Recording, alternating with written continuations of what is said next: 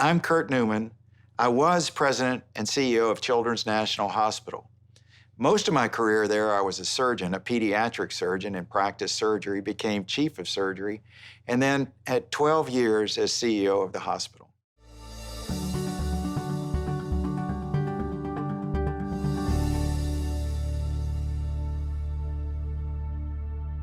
I had a wonderful life growing up in North Carolina. It was just a great place to be. My dad was a professor at North Carolina State University, and I was on the campus a lot, and I think that's where I got my interest in science. My mom was involved with the community, and they were activists too, politically, so I got that side of it too. So that later became part of my interest being in Washington, D.C., and using Children's National and our place here in Washington as a platform to try and do things for children on a national scale.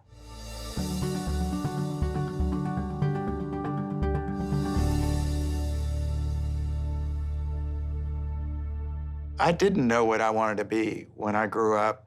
I knew I wanted to have some kind of positive impact in a way, and watching my parents and the society that we were in there, I thought I might want to be a lawyer or maybe even go into politics to make change. But that didn't turn out that way. I went to college, and while I was in college, I realized that there was a connection between my love of science and helping people. I worked one summer in the hospital at the University of North Carolina and fell in love with what the doctors were doing, what the nurses were doing. And then I decided at that time to pivot and go to medical school.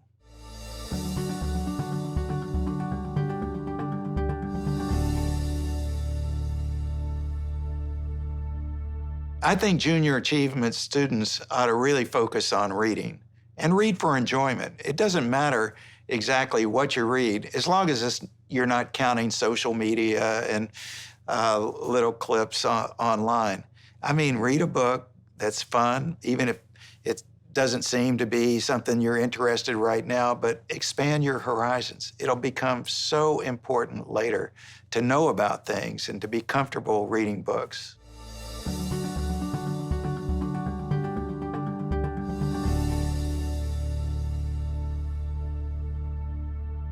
To work with a family where a child had a disease or a problem and we weren't sure about the outcome, and sometimes it wasn't as good as we wanted. Most of the time with kids, things turn out really well. But it was really hard to know in my heart that this was a tough situation and communicate that to a family and to a child. I was always impressed with the bravery and courage and resilience of the children. That's what kept us going through these tough conversations. And sometimes miracles happen. And that's what keeps you going, because you really want to be able to do anything you can to help a child with a tough diagnosis, a tough situation.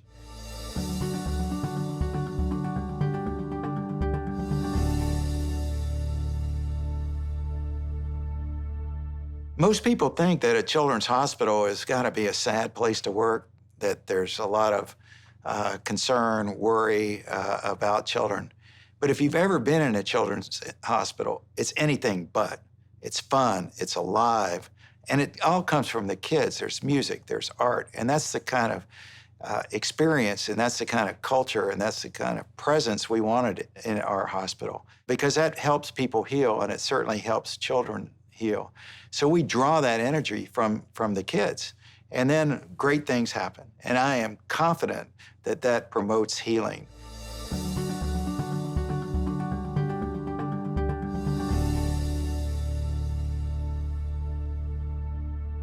We're the children's hospital in the nation's capital, and the business community needs to be proud. I don't think that a great city exists that doesn't have a great children's hospital. So it's just wonderful to have all of this support, because we take care of lots of kids that don't have any resources. And we want to make sure that we have the healthiest kids that are living to their most full potential possible. So the business community, if you think about it, they're relying on Children's National for healthy kids.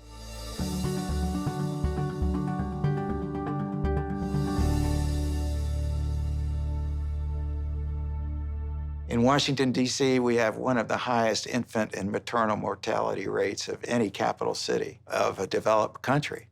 That doesn't sit right, or we have high rates of asthma. So we need to partner together to tackle those problems. They're fixable, and we can fix that and make Washington, D.C. the model for the rest of the country, the model for the rest of the world.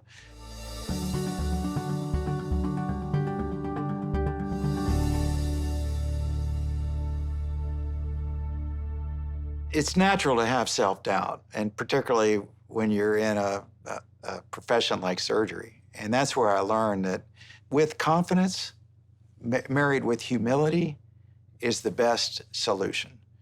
And so I was confident about my abilities as a surgeon, but also I knew the great surgeons were humble enough to know when they maybe were in trouble or they needed help. And bringing those things together and knowing that I could get help when I needed it and not be afraid to ask for it was how I overcame self-doubt as a surgeon. And that was certainly true when I became a CEO.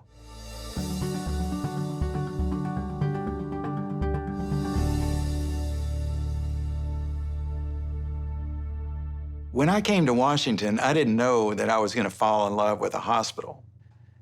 And I did. And I just loved the work I was doing.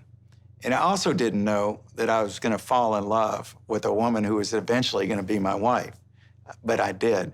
And we met at the hospital. And I'd always thought, this isn't going to work, marrying a nurse. You know, that just was too common. It was on TV and everything. But when I met Allison, I knew that this was the right thing. I love her. And then we have two boys. You know, I try to interest them in medicine, but they've gone on to other and greater things. But it's just been tremendous having a family support, because these are tough jobs. And if you don't have that kind of support, it's very, very difficult to do the best job possible.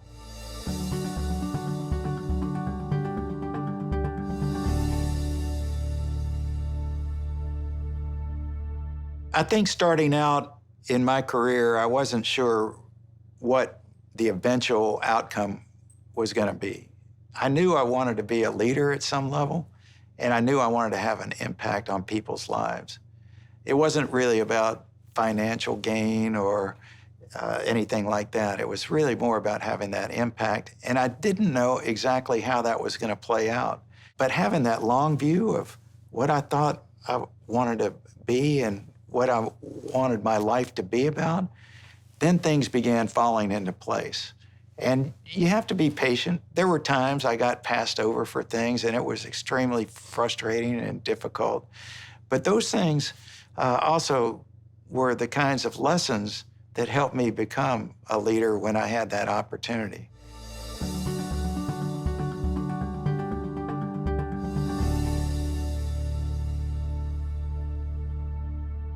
I was surgeon-in-chief at Children's National, and everything was going great. We'd gotten this big investment. We had created this new institute around innovation and research and surgery. And then I began feeling like there was something more. And then serendipitously, the role of CEO opened up, and I'd been working with an executive coach. And she said, "You should go for it. You've got all these experiences. You know what it's like working in an emergency department late at night. You know what it's like in the operating room. You know what it's like working with teams. You have what it takes." And so I thought, well, maybe she's right. Maybe all this experience of 25 years in a hospital and in a community, which I knew and I loved, I could turn that into leading the hospital.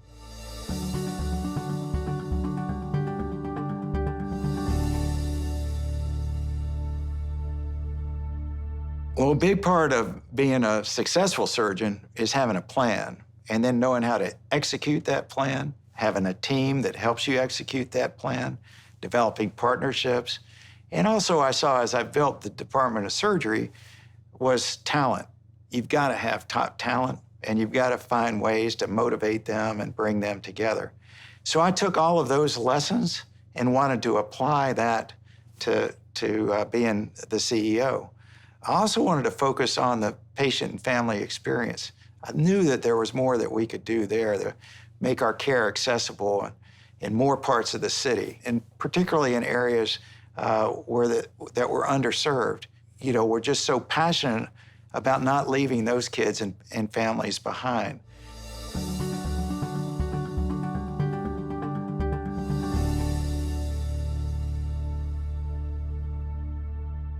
To be recognized by your peers, to have the kinds of qualities of leadership, experience, and accomplishment, to have peers that I admire and have done so much for our community, that is just over the top. And furthermore, having the opportunity that it gives to be able to be in touch with young people and send the message of, hey, it's okay, take your time, read, take chances, find mentors, because that's what all the laureates have done. There's common qualities. And so being recognized as part of that is something that I will treasure forever.